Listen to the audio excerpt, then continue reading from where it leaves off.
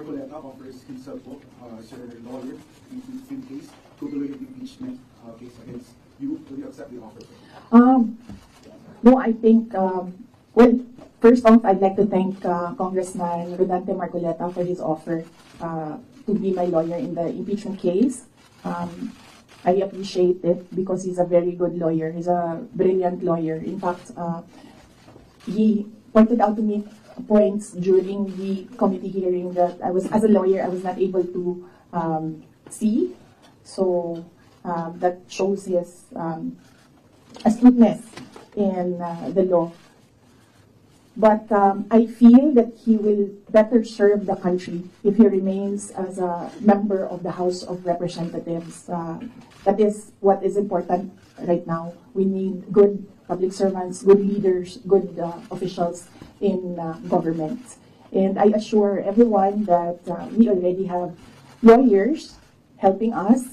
In fact, the moment that Franz Castro announced last year that they are planning to file an impeachment, we already talked to lawyers who will handle the impeachment case at the time. But now, cases pala, 3. So we just need more lawyers. And we already discussed this with the first team that we hired as lawyers.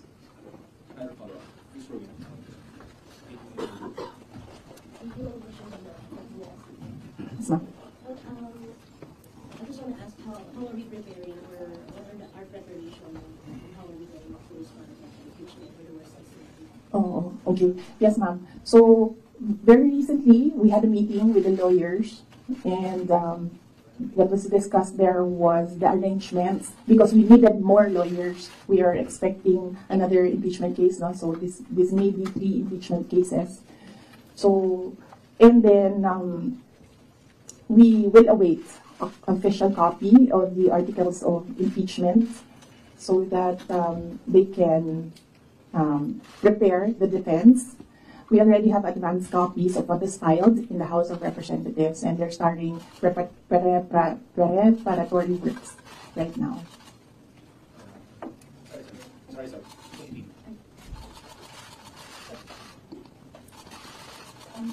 Most of your allies have changed positions or changed their sides. How do you feel right now? And if, for example, the impeachment comes through, are you confident with the numbers both in Congress and the Senate? No, we're not confident with numbers, ma'am, because impeachment is a legal process and a political activity. So we are confident with the legal aspect of the impeachment because all the lawyers that I asked to review the initial draft of the impeachment complaint really said that this is not, well, they would say it's not an impeachable offense, and this is not an actionable offense, things like that, lawyer talk. But with regard to politics, that is a different matter altogether.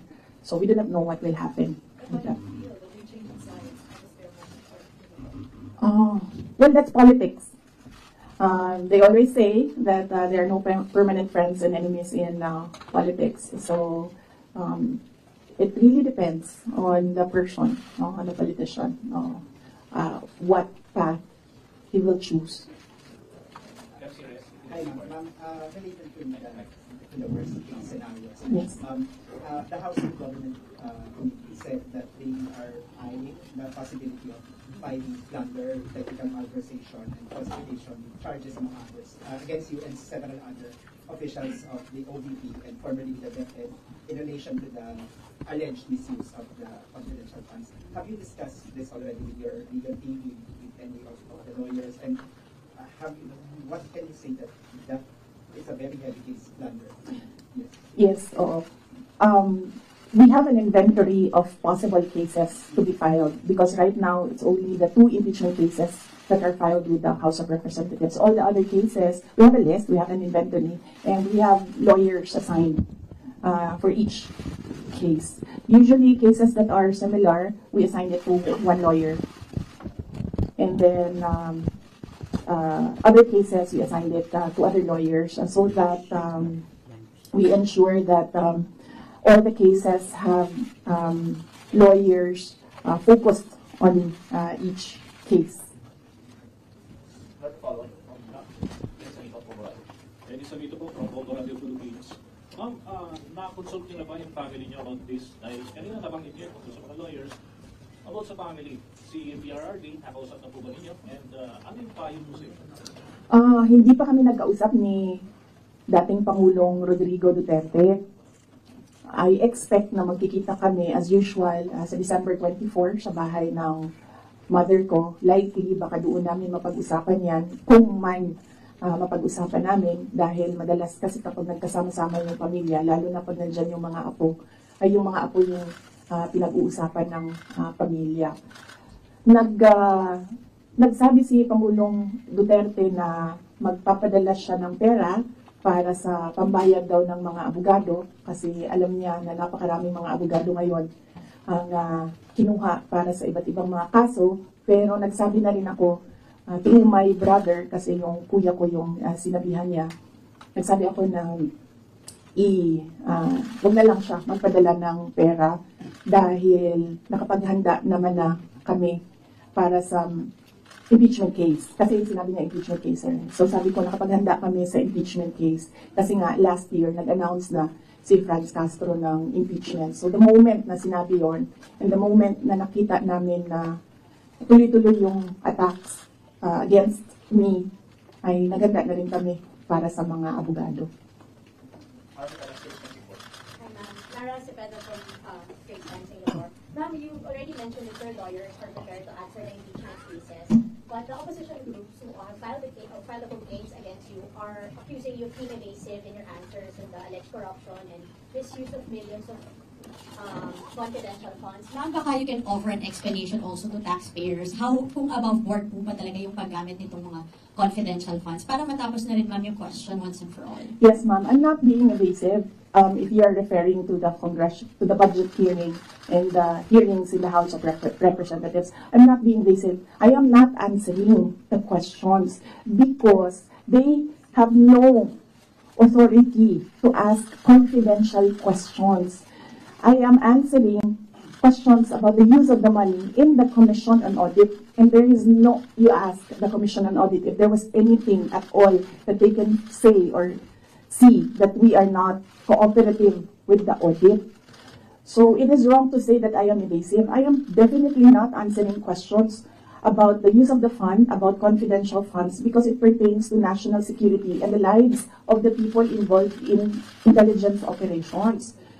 And yes, as I said, we have fully cooperated with the audit process of the Commission on Audit, who has the sole jurisdiction to ask questions about the use of confidential funds. In fact, 2/4 of the Department of Education are already cleared by the Commission on Audit, but it is still being questioned inside the committee in the House of Representatives. So that is the reason why I am not answering questions from the House of Representatives. Plus the fact that, as I said, it is an attack. It is a political attack. If you are in aid of legislation and you want to legislate about confidential funds, you do not target one office and terrorize and torment the employees of that office.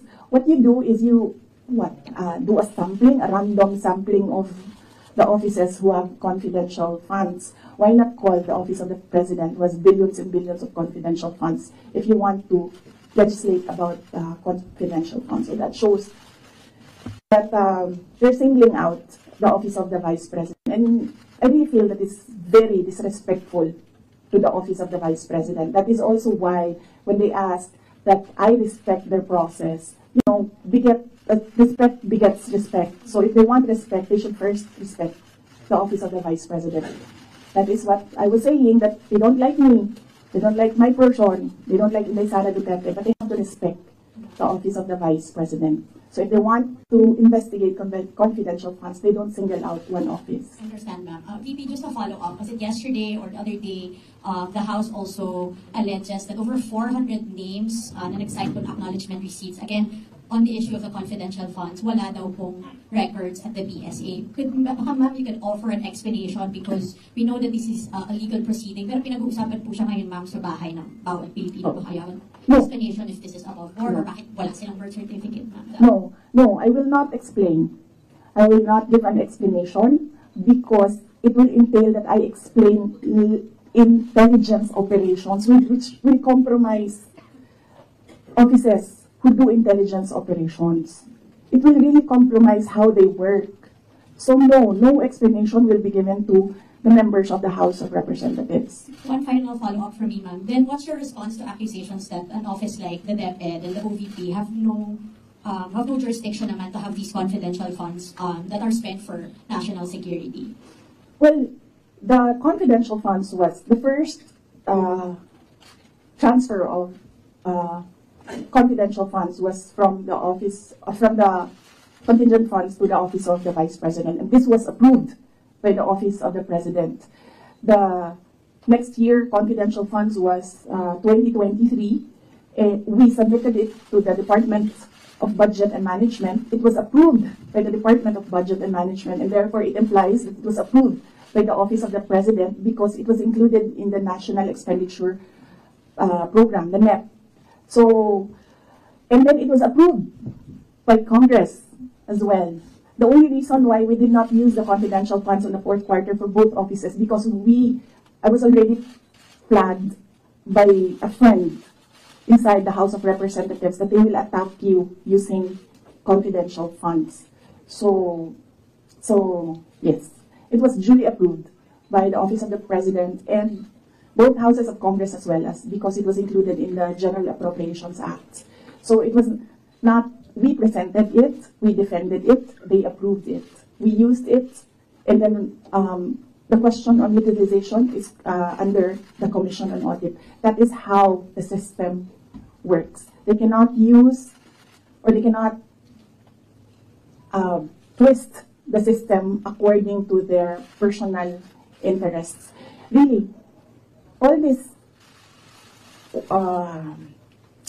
circumstances and events happening surrounding the office of the Vice President is a race to the presidential election in 2028. Unfortunately, they are attacking the office as well. So, dyan ako medyo, and the personnel of the office of the Vice President. So, dyan ako medyo pumapalag. Wala namang problema kung atakihin ninyo ako kasi politiko naman talaga ako. Pero may problema ako pag inatake yung opisina at yung mga kasamahan ko dito sa opisina ng pangalawang Pangulo na nagtatrabaho lang. Al Jazeera. Good afternoon, Madam Vice President. I'm just going to pick up on Mara's line of questioning. You said, and I understand your explanation about these confidential funds haven't been approved by several layers in the government. But maybe, just to go back to the basics, if you can explain to ordinary Filipinos why the Office of the Vice President needs confidential intelligence funds. Okay, yes. For the Office of the Vice President, it's not the first time that the office was granted confidential funds. During the time of Vice President Binay, the office was already given confidential funds. The confidential funds we use in relation to our work and national security. All the projects and the programs of the Office of the Vice President target poverty alleviation. There is a direct correlation between poverty and national security. So what we do is we want to target the areas where we put our projects so that we achieve peace and order, security. So we don't want to our projects put in areas where it is not needed for poverty alleviation. So we want to prioritize the areas. And the only way to do that is to use confidential funds to purchase information. So where are the target areas? We need that so that our projects will serve these areas. So that's why we needed the confidential funds. In the Department of Education, there is a correlation as well of the education and national security. In fact, that is one of,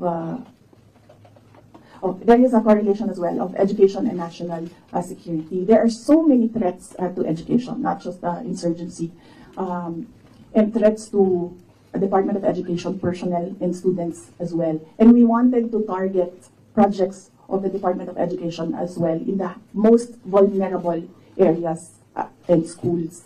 That is why we needed confidential funds. It's all about national security.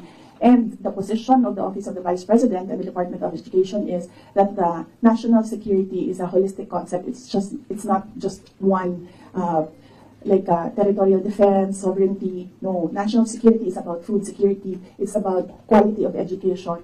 It's about poverty alleviation and everything else that we need to do as a country to get us out of this poverty rut. But you are in the NTF-LCAP, so couldn't have your offices work with the NTF-LCAP, as well as other government agencies that actually have national security mandates? In the NTF-LCAP, they are only about, ano meaning ng LCAP? And local armed conflict.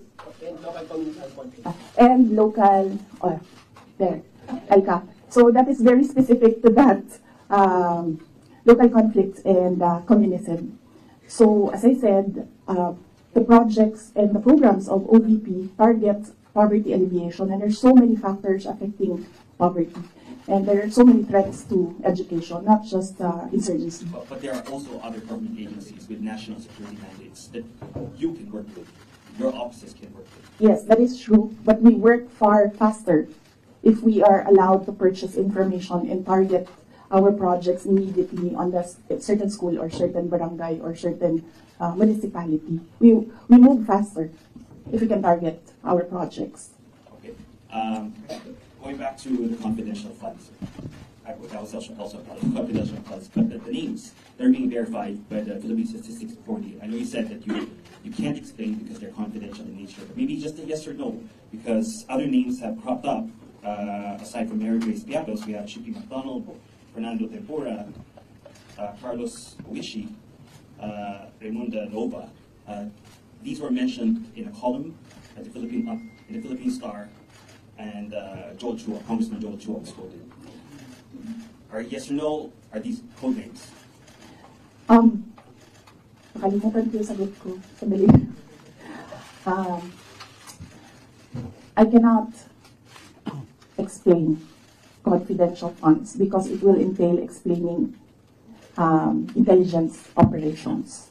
And there is a law that prohibits officials who gathered information because of their office to divulge it in public. So it's the Anti-Graft and Corrupt Practices Act. There is a specific provision of law. You cannot divulge confidential information that you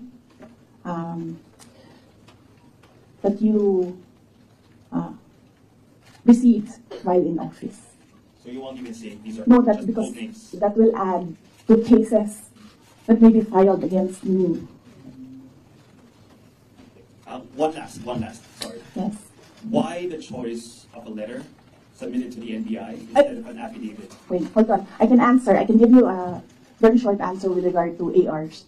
I had nothing to do with the preparation of ARs. It went down to the grassroots level. So I had nothing to do with preparations of ARs. I was up here in the structure and money went down for information. So you have no knowledge why all these names were used in the acknowledgement receipts? In the first place, we do not even know if these are ARs which came from DepEd or OVP to COA, because there's a chain of evidence supposedly. In law, there's a chain of evidence, handling of evidence. So right now, nobody can really answer that because nobody knows if these ARs are true. Because we don't know if it came from us. That's what they're saying. That's what they're alleging. Yes, that's what they're saying. Came from the OVP, submitted to COA. Yes, but there is a legal process in the custody of evidence. So right now, we really cannot say if the ARs came from us. Because the ARs that are with us has not been checked with the ARs that are with them. You're denying that the ARs No, I'm just saying that we do not even know if the ARs with us are the ARs that are with them, because the ARs from the field, going to the office, going to COA, that's not how you do legal work. It's not how you do legal work. There's a very stringent process in evidence. That is why, even if there is no law prohibiting a person from divulging confidential information, person cannot answer that, because we do not know if that paper that they're holding was a paper that came from the OVP and DepEd. Because there was no marking of exhibits. That was what I was telling Congressman Chua. You cannot ask the OVP personnel to say yes or no to an exhibit that was not marked as real and true, as correct, and as a faithful reproduction of the evidence of the office. So would your offices then be willing to certify? No, because there is no question about that. From the Commission on Audit, it's only a congressman saying that this paper, and asking, what is this paper about? There is no case. And that is to ask that about the paper is the sole jurisdiction of the Commission on Audit. Okay. So then if the Commission on Audit asks, that is what we are. That is what I was saying. We have been fully cooperative with the Commission on Audit. Everything that they asked for, we submitted. That is why there was a partial disallowance only. And even then, we are not yet finished with the process, because we can still submit documents that are required by the Commission on Audit. That is the problem right now, as I said. They are doing work that they are not that is not under the mandate of the House of Representatives. They cannot audit. They cannot question at all. They cannot make me answer and say that we represent the taxpayers and you have to answer. No, I will only answer to the Commission on Audit, because that is the body who can ask us questions about the fund use. next question. That to be to ABS-CBN. Afternoon, ma'am. Ma'am, on the issue of your budget not being reinstated or restored, your reaction first on the decision of the bicameral conference committee? Well, we do not expect anything about the budget of the Office of the Vice President anymore. As I said,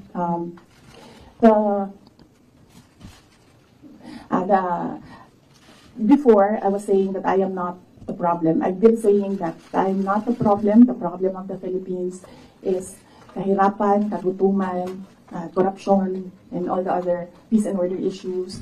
But it is clear right now that they consider me as the problem already. So I will not help them solve the problem. Ma'am, a follow-up question. It's nearly January already. Your office will be filing a new budget request for 2026. How much do you intend to ask from Congress for 2026? We've not discussed that. We need to wait for the budget call because the budget call outlines the rules of your proposal for budget for your office. So we need to read the budget call before we can sit down and discuss a budget proposal for the Office of the Vice President. Ma'am, at top of mind, are you still considering to hike the 733 million, or will you be happy operating on the same expenses in 2026? I cannot answer that because there are rules. They usually put conditions in the budget call, and we really need to read the budget call to draft a proposed budget. Last two questions. Just to follow up on the budget, in the previous interviews, you said that you cannot give a definite answer on what will happen with regards to your satellite offices, given that the budget was not final at that time. But given that the BICAM already decided not to reinstate your original proposal of 2 billion, what would happen to your satellite offices? There are around, I think, 10 satellite offices across the country. Yes. Well, we have to see if we can continue with the projects that they are implementing. We need to see if the projects are still there, and then if they can still implement the projects. So that is something that we have to discuss with the execom of the Office of the Vice President. Ma'am, nandun po ba yung possibility of shutdown? And then ano po yung, nasabihan na po ba yung mga affected personnel just in case na magsha-shutdown nga itong mga satellite offices?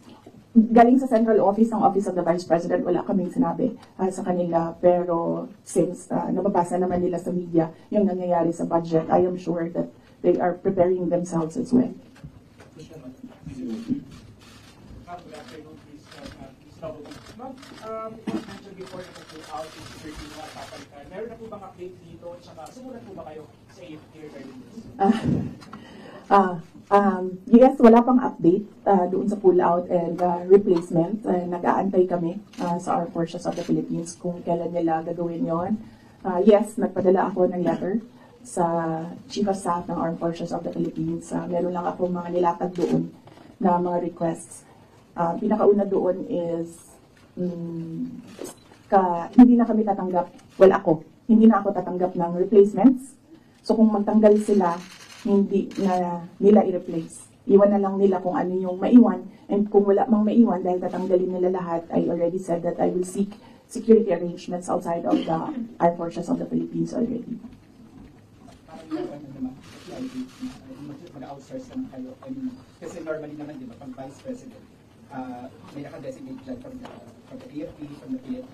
So, dahil nga, yun nga, naging full out. And so, ang plano nyo para mag-outsource na kayo? Yes, we are exploring private security services. Yes. So, my husband. Huh? Would that be construed as a private? No, because there are professional security services. So that's not considered as a private army. And I do not know if these individuals are allowed to bring guns. So that makes them less of an army ma'am kung wala silang. Hindi ko alam yung sa professional security services. But that is one option that we are preparing for in case there is a pull out of the entire security detail from the Armed Forces of the Philippines. Initially, I asked my husband, and then he said that he'll make arrangements.